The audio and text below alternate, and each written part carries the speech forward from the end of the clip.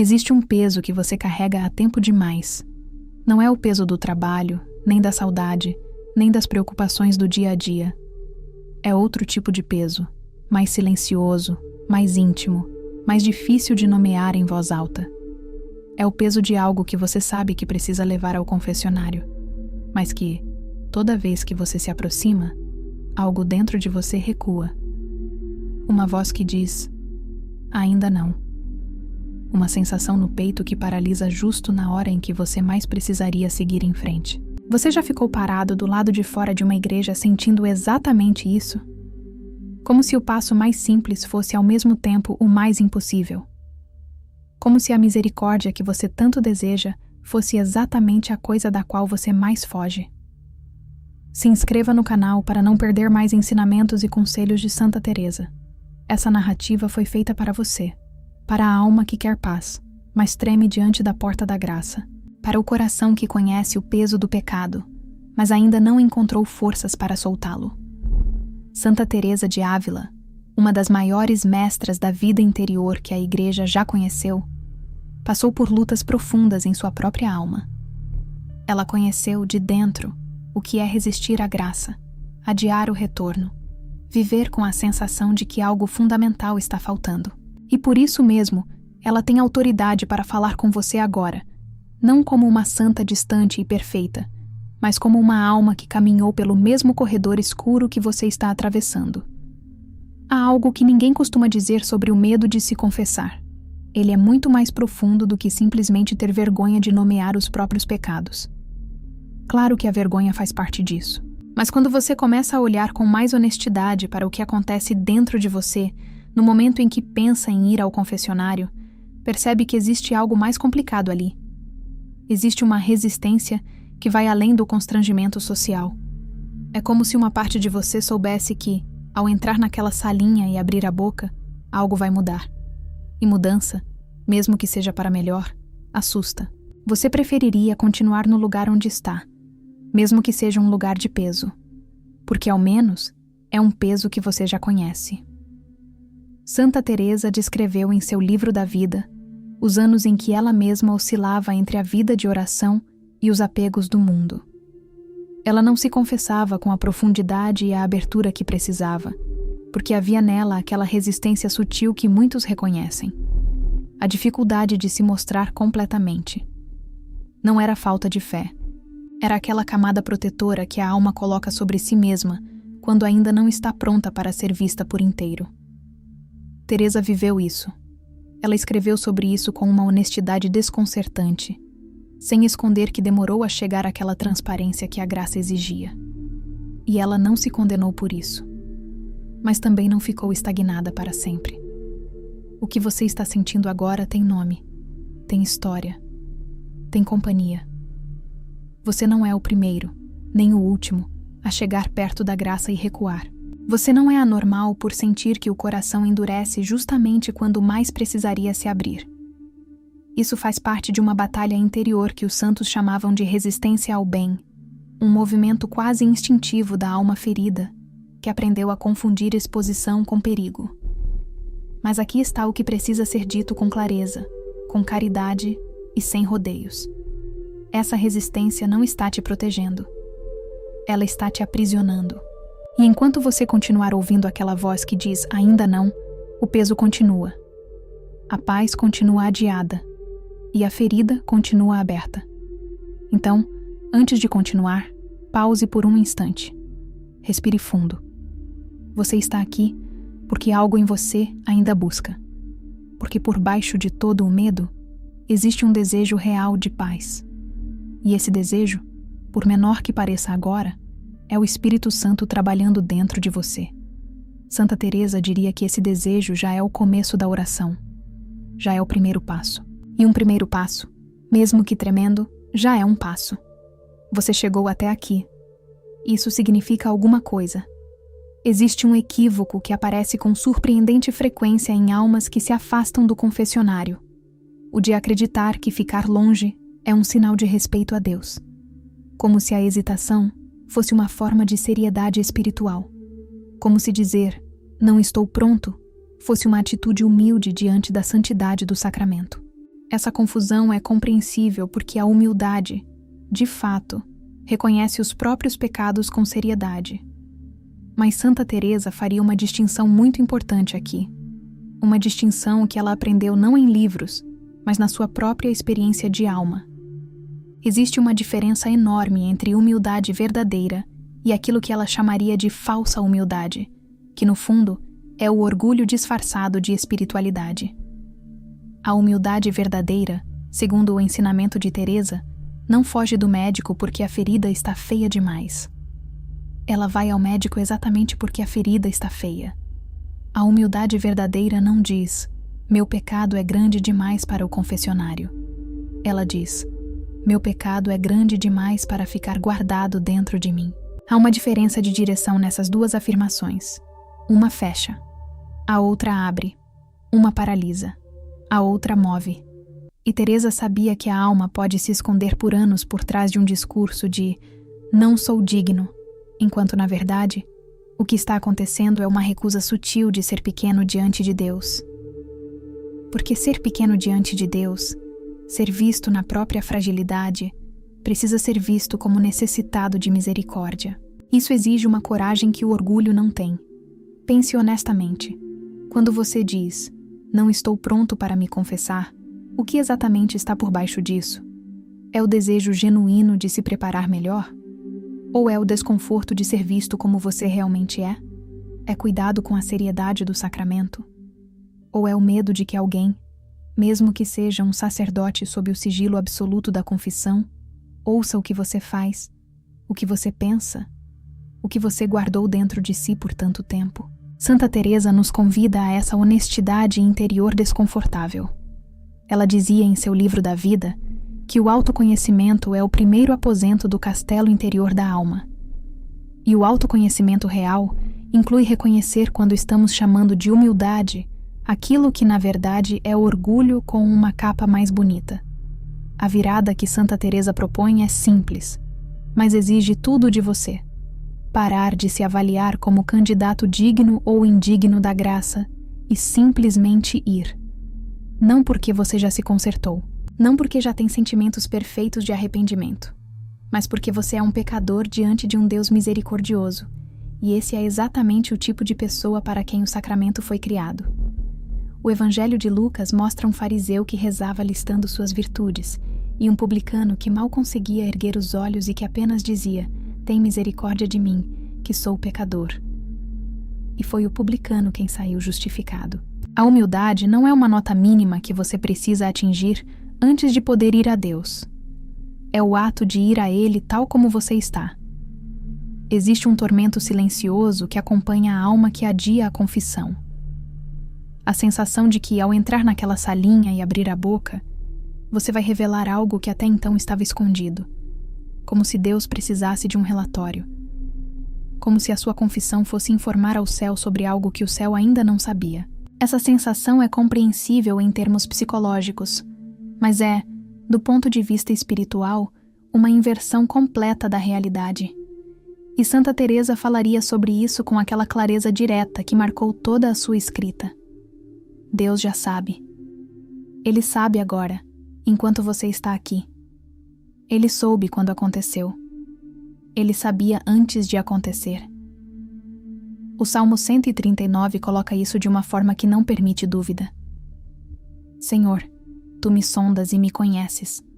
Sabes quando me sento e quando me levanto. De longe percebes o meu pensamento. Não há versão de você que Deus ainda não tenha visto. Não há canto da sua vida interior que permaneça desconhecido para Ele. E aqui está a parte que muda tudo. Mesmo conhecendo tudo isso, Ele ainda quer que você vá.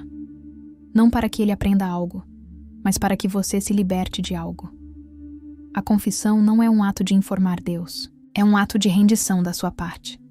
Santa Teresa, que mergulhou nas profundezas da vida interior com uma seriedade que poucas almas alcançam, entendia que a alma gasta uma energia enorme tentando gerenciar o que Deus já conhece. Fica construindo muros internos, justificativas, narrativas de si mesma que tornam o pecado mais palatável, menos visível, mais fácil de carregar sem precisar levá-lo à luz. Mas essa administração do escondido tem um custo. Ela pesa, ela cansa, ela vai, aos poucos, tornando a alma menos livre, menos capaz de receber a graça, menos disponível para a presença de Deus. E o pior, quanto mais tempo passa, mais o peso parece familiar, e mais difícil fica perceber que aquele cansaço que você sente tem um nome, tem um endereço e tem uma cura. O que muda na confissão não é o conhecimento de Deus sobre você. O que muda é a sua disposição diante dele. É você abrindo uma porta que até então estava trancada, não trancada por Deus, mas por você mesmo. Quando você nomeia seu pecado em voz alta, na presença de um sacerdote que age como ministro de Cristo, você está fazendo algo que vai muito além do ato de falar. Você está exercendo um ato de soberania espiritual sobre aquilo que te prendia. Você está dizendo, com sua voz e com a sua vontade, isso me pertencia, mas agora eu devolvo. E Deus, que já conhecia tudo, recebe essa entrega com uma alegria que o Evangelho compara à alegria de um pai que vê o filho retornar de longe.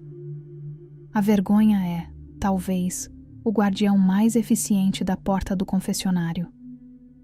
Ela não precisa de argumentos elaborados. Não precisa de lógica. Ela simplesmente se instala no peito, no momento em que você começa a pensar em ir e diz uma coisa só: não. E essa palavra pequena tem mais força do que qualquer outra coisa, porque a vergonha fala diretamente para uma parte de você que não raciocina, que apenas sente. A vergonha não precisa convencer você de nada. Ela precisa apenas te fazer hesitar por mais um dia, e depois mais um, e depois mais um. Mas aqui está algo que Santa Teresa compreendeu de forma profunda, algo que ela documentou em seus escritos sobre a vida interior. A vergonha prospera na escuridão. Ela se alimenta do segredo. Ela cresce exatamente na mesma proporção em que você a protege. Quando algo fica guardado na sombra por tempo suficiente, começa a parecer maior do que é. Começa a ganhar uma dimensão que não teria se tivesse sido exposto à luz desde o início. A vergonha que acompanha um pecado não confessado não é estática. Ela se expande. Ela vai ocupando mais espaço interno. Vai colorindo a forma como você se vê. Vai influenciando sua oração, sua relação com os sacramentos, seu senso de quem você é diante de Deus. O confessionário é exatamente o lugar onde esse processo se inverte. Não porque a confissão seja mágica em sentido superficial, mas porque a luz de Deus que age através da absolvição sacramental alcança exatamente aquilo que estava protegido pela sombra. Quando você nomeia o pecado, quando você o traz para fora do lugar escuro onde estava guardado, algo acontece que não pode ser completamente descrito em palavras humanas, mas que todos que já viveram conhecem. O peso diminui. Não porque a realidade do que foi feito muda, mas porque o poder que aquilo exercia sobre você é quebrado. A vergonha que achava que te destruiria ao ser vista, ao ser dita em voz alta, perde grande parte de sua força no instante em que é exposta. São João nos diz no Evangelho que todo aquele que pratica o mal odeia a luz e não vem para a luz, para que suas obras não sejam reprovadas. João 3:20. Mas ele completa: quem pratica a verdade vem para a luz, para que suas obras sejam manifestadas, porque foram praticadas em Deus. João 3:21.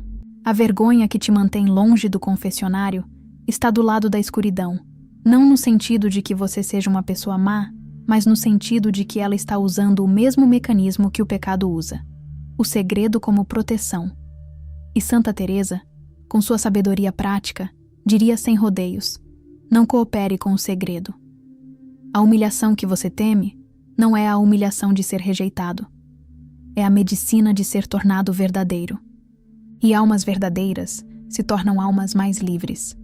Existe uma armadilha específica que captura muitas almas boas, almas que genuinamente desejam se confessar, almas que têm fé e que amam a Deus, mas que ficam presas num ciclo que nunca chega ao destino. É a armadilha de esperar estar pronto, de acreditar que precisa chegar ao confessionário em um estado melhor do que o atual, com arrependimento mais profundo, com menos tentação, com maior certeza de que desta vez vai ser diferente, com uma disposição interior mais limpa, mais organizada, mais digna da seriedade do sacramento. Essa espera parece razoável, parece até piedosa, mas ela esconde uma lógica que vai contra a própria natureza da graça. O Catecismo da Igreja Católica ensina com clareza no parágrafo 1422 que os que se aproximam do sacramento da penitência obtêm o perdão da misericórdia de Deus. Não os que já se perdoaram a si mesmos, não os que já se consertaram por conta própria, os que se aproximam. Esse é o requisito, a aproximação. E se você pudesse se curar antes de ir, se pudesse se tornar digno antes de receber a graça, para que serviria o sacramento? O sacramento não é a coroa dada a quem já venceu. É o remédio dado a quem ainda está doendo. Santa Teresa, que conhecia profundamente o ensinamento da Igreja sobre os sacramentos, apontaria com impaciência santa para essa lógica invertida que deixa a alma doente, esperando se sentir saudável antes de ir ao médico. O que Deus pede de você no momento da confissão não é perfeição. Não é emoção perfeita, nem histórico limpo, nem garantia de não cair de novo. O que Ele pede é a sua vontade, a sua presença, o seu sim. Você pode chegar tremendo, pode chegar confuso, pode chegar sem saber exatamente como organizar o que tem para dizer. Pode chegar sem aquelas lágrimas bonitas de arrependimento que às vezes aparecem nas imagens dos livros de espiritualidade. Você pode chegar apenas com a decisão de ir. E essa decisão, frágil e imperfeita como possa parecer, já é suficiente para que a misericórdia de Deus haja. Porque a misericórdia não espera que você seja grande para agir. Ela age justamente porque você é pequeno. Santa Teresa escreveu no Caminho de Perfeição que a humildade é o fundamento de tudo na vida espiritual. E essa humildade não é uma virtude que você desenvolve antes de começar a caminhar. Ela se desenvolve no próprio caminhar. Você se torna humilde indo, não esperando ter chegado a um nível suficiente de humildade para poder ir. A lógica da graça é sempre assim. Você dá o passo que parece além de você, e a força para esse passo é dada no próprio ato de dá-lo. Um passo vacilante em direção à misericórdia ainda é um passo em direção à misericórdia. E Deus honra cada um deles. Existe uma forma específica de vergonha que é diferente da vergonha de confessar pela primeira vez, ou de confessar algo grave que aconteceu uma única vez. É a vergonha de confessar de novo, de sentar diante do sacerdote e perceber que está ali novamente, pelo mesmo pecado, pela mesma fraqueza, pelo mesmo padrão que parecia ter sido resolvido e que claramente não foi. Essa vergonha tem uma qualidade diferente. Ela não vem apenas de fora, ela vem de dentro, alimentada por uma voz que diz que voltar ao confessionário para o mesmo pecado é quase um desrespeito, uma farsa, uma prova de que você não está sendo sincero.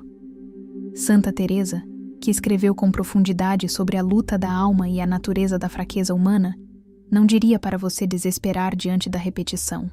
Ela entendeu que a conversão não é um evento único, mas um processo.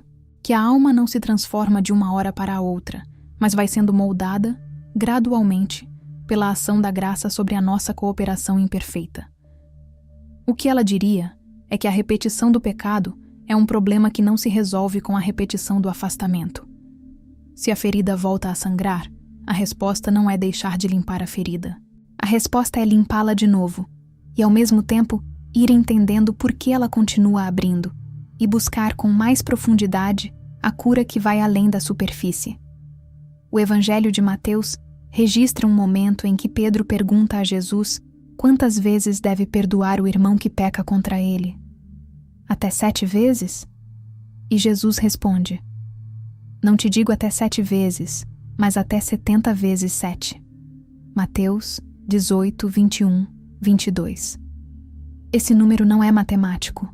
É a expressão de uma disposição ilimitada. E se Jesus pede a Pedro que perdoe dessa forma, imagine o que isso revela sobre a disposição do próprio Deus para perdoar.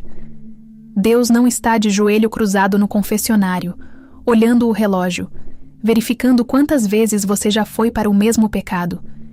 Ele está esperando você, cada vez. O que Santa Teresa diria com firmeza é que a repetição do pecado, enquanto for acompanhada por arrependimento sincero e pela vontade real de mudar, não é razão para se afastar, mas razão para se aproximar ainda mais. Porque a alma que cai e se levanta 100 vezes está a cada levantada exercitando uma resistência espiritual que a alma que nunca caiu não conhece. E há um amadurecimento que só vem dessa luta persistente, dessa humildade de precisar voltar, dessa capacidade de não deixar o cansaço de si mesmo se tornar maior do que a confiança na misericórdia de Deus. Não deixe que a repetição da sua miséria se torne um argumento contra a repetição da misericórdia divina. Existe um medo que não é tanto da confissão em si, mas do homem que vai ouvir. O sacerdote é uma pessoa. Tem rosto, tem voz, tem história. E algo em você se preocupa. O que ele vai pensar de mim? Será que ele vai me reconhecer? Será que vai me ver de forma diferente quando me cruzar depois? Será que vai julgar, estranhar, censurar? Esse medo é muito humano. É compreensível que a presença de outro ser humano nesse momento tão vulnerável cause um desconforto real. Mas Santa Teresa redirecionaria seu olhar com urgência, porque esse foco está levando você para o lugar errado. O sacerdote no confessionário não está ali como um indivíduo curioso que quer conhecer os seus segredos. Ele está ali como ministro de Cristo, como um instrumento através do qual o próprio Senhor age. O Evangelho de João registra o momento em que Jesus ressuscitado sopra sobre os apóstolos e diz: recebei o Espírito Santo. Aqueles a quem perdoardes os pecados serão perdoados. Aqueles a quem os retiverdes serão retidos. João 20, 22 e 23. O poder de absolver não é do sacerdote, é de Cristo. O sacerdote é o canal, não a fonte. E o sigilo da confissão, que a Igreja mantém com uma seriedade absoluta, protege tudo o que é dito naquele espaço de uma forma que nenhuma outra instituição humana possui. Santa Teresa, que viveu em um ambiente onde a vida espiritual era levada com grande seriedade, entendia a importância de ter um bom confessor e também entendia que o sacramento não dependia da santidade pessoal do sacerdote. O que age na confissão não é a sabedoria humana do padre, nem sua bondade pessoal, nem sua capacidade de compreender tudo o que você tem a dizer. O que age é a graça sacramental, que flui através dele independentemente da sua limitação humana, da mesma forma que a água de um rio flui mesmo que o canal seja imperfeito. Quando você fixa o olhar apenas no sacerdote como pessoa, você perde de vista a realidade mais profunda. É Cristo quem está recebendo sua confissão. É Cristo quem está perdoando. Portanto, quando o medo do julgamento humano aparecer, quando a pergunta, o que ele vai pensar de mim, ameaçar te paralisar, tente fazer uma substituição consciente. Substitua o rosto do sacerdote pelo rosto de Cristo. Coloque-se mentalmente diante de quem realmente está presente naquele sacramento. E pergunte-se: tenho medo de me mostrar diante de quem já me conhece completamente e que mesmo assim deseja me perdoar? A resposta a essa pergunta, quando respondida com honestidade, tem o poder de dissolver grande parte do medo que o olhar no sacerdote produz. Porque o olhar de Cristo sobre você no confessionário não é o olhar de alguém que descobre algo desagradável. É o olhar de alguém que finalmente vê você se deixar ser encontrado. Existe uma última barreira antes da porta do confessionário que precisa ser nomeada, porque ela paralisa almas sinceras com uma frequência que poucos imaginam. É a preocupação com o próprio arrependimento. Você não está certo de que sente o suficiente. Sua dor pelo pecado não parece intensa o bastante. Suas lágrimas não chegam. Sua emoção parece superficial comparada com a gravidade do que você fez. E então você começa a se perguntar: será que minha confissão é válida se eu não sinto o quanto deveria sentir? Será que não é uma falta de respeito ir ao sacramento sem ter o arrependimento perfeito? O Catecismo da Igreja Católica, no parágrafo 1451, Define a contrição como a dor da alma e detestação do pecado cometido, junto com a resolução de não mais pecar. Preste atenção na definição. Dor da alma. Não emoção intensa. Não choro abundante. Não sensação esmagadora de culpa. A contrição é uma disposição da vontade antes de ser um estado emocional. É a alma dizendo, de forma genuína: isso foi errado, eu não quero mais isso, eu me volto para Deus. E essa disposição pode coexistir com um coração que parece seco, com olhos que não choram, com uma emoção que parece fraca demais para a ocasião. Santa Teresa, que explorou com profundidade as diferentes formas como a alma experimenta a presença de Deus, entendia que os consolos espirituais, as emoções intensas, as experiências afetivas de arrependimento, são dons que Deus às vezes concede e às vezes não concede. Mas eles nunca foram o critério central da validade da experiência espiritual. Ela viveu longos períodos de aridez interior, períodos em que a oração parecia seca, a emoção estava ausente e a sensação da presença de Deus era mínima. E nesses períodos, ela não parou de orar, não parou de se confessar, não parou de se aproximar de Deus. Porque ela entendeu que a fidelidade é mais profunda do que o sentimento. O que Santa Teresa diria a você, que está hesitando porque não se sente arrependido o suficiente, é algo assim: traga para Deus a verdade que você tem. Se você deseja sentir mais arrependimento do que sente, traga esse desejo. Se você querer mudar mais do que sente que quer, traga essa vontade de querer. Deus trabalha com aquilo que você oferece honestamente, não com o que você fingiria ter. A contrição imperfeita, que nasce do medo das consequências do pecado ou da consciência de que Deus merece mais, é suficiente para o sacramento quando unida à absolvição sacramental.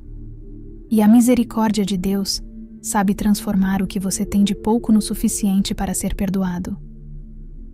Existe uma mentira que acompanha o medo de se confessar de uma forma tão discreta que quase passa despercebida. É a mentira de que Deus, de alguma forma, está menos presente, menos amoroso, menos disposto a acolher exatamente no momento em que você chega carregado de culpa. Como se a gravidade dos seus pecados tivesse o poder de esfriar o amor de Deus. Como se você precisasse primeiro diminuir o peso para que Deus se sentisse inclinado a receber você. Essa lógica, embora não seja dita assim em voz alta, está presente no coração de muitas almas que se afastam do confessionário, e ela é a inversão perfeita do Evangelho. A parábola do filho pródigo, em Lucas capítulo 15, mostra com uma clareza que não deixa espaço para interpretações ambíguas o que acontece quando uma alma pecadora decide retornar. O filho estava ainda a grande distância, diz o texto, quando o pai o viu. O pai não esperou o filho chegar. O pai correu, levantou as vestes e correu em direção àquele filho que havia desperdiçado tudo, que havia vivido de forma indigna, que chegava sujo e sem argumentos. E o pai não começou com um sermão. Não começou com uma lista de consequências. Começou com o abraço, com o manto, com o anel, com a festa. Santa Teresa, que meditou profundamente sobre o amor de Deus em seus escritos, dizia que Deus não é apenas justo. Ele é misericordioso por natureza. E a misericórdia não é uma concessão relutante. É a alegria de Deus quando a alma retorna. Isso significa que quando você finalmente resolver ir ao confessionário, seja hoje, seja amanhã, seja na próxima oportunidade, você não estará caminhando em direção a um Deus que está de braços cruzados, esperando com severidade para ver o quanto você vai se humilhar antes de decidir se você merece o perdão. Você estará caminhando em direção a um Deus que já viu você se levantar, que já está correndo ao seu encontro, que já está preparando o acolhimento antes mesmo de você chegar. Essa é a imagem que o próprio Cristo escolheu para nos mostrar quem é o Pai. E não há nenhuma outra imagem mais importante do que essa no momento em que você está prestes a dar o passo. Santa Teresa de Ávila, doutora da Igreja e mestra incomparável da vida interior, não chegou às alturas da mística por ter tido uma vida sem quedas. Ela chegou lá por ter aprendido, com muita luta e muita graça, que a misericórdia de Deus é sempre maior do que a sua fraqueza. Que o amor de Deus não precisa ser ganho, apenas recebido. Que o confessionário não é o lugar onde a esperança termina, mas onde a graça recomeça para as almas que tiveram coragem de entrar. E essa mesma coragem que ela precisou exercer em sua vida é a coragem que ela te convida a exercer agora. Chegamos ao momento mais prático desta narrativa.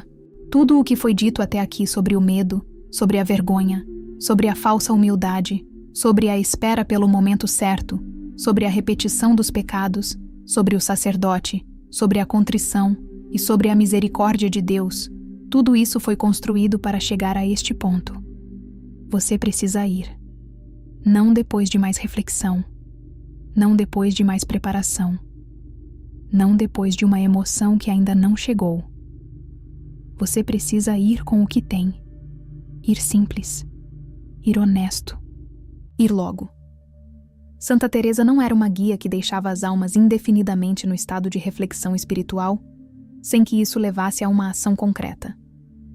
Ela era uma mulher extraordinariamente prática, que fundou conventos, reformou uma ordem religiosa, escreveu obras que a Igreja reconheceu como de autoridade doutoral e, ao mesmo tempo, acompanhou pessoalmente a vida espiritual de muitas almas com um olho clínico e um coração maternal.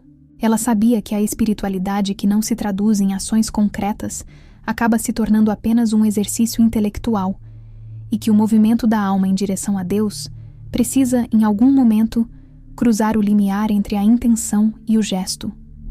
O gesto, no seu caso, é atravessar a porta daquele confessionário. O que você precisa fazer é simples, não fácil, mas simples. Examine sua consciência com honestidade e calma, pedindo ao Espírito Santo que te ajude a ver com clareza. Não é necessário um exame perfeito e exaustivo, mas um olhar sincero sobre a própria vida desde a última confissão. Depois, vá.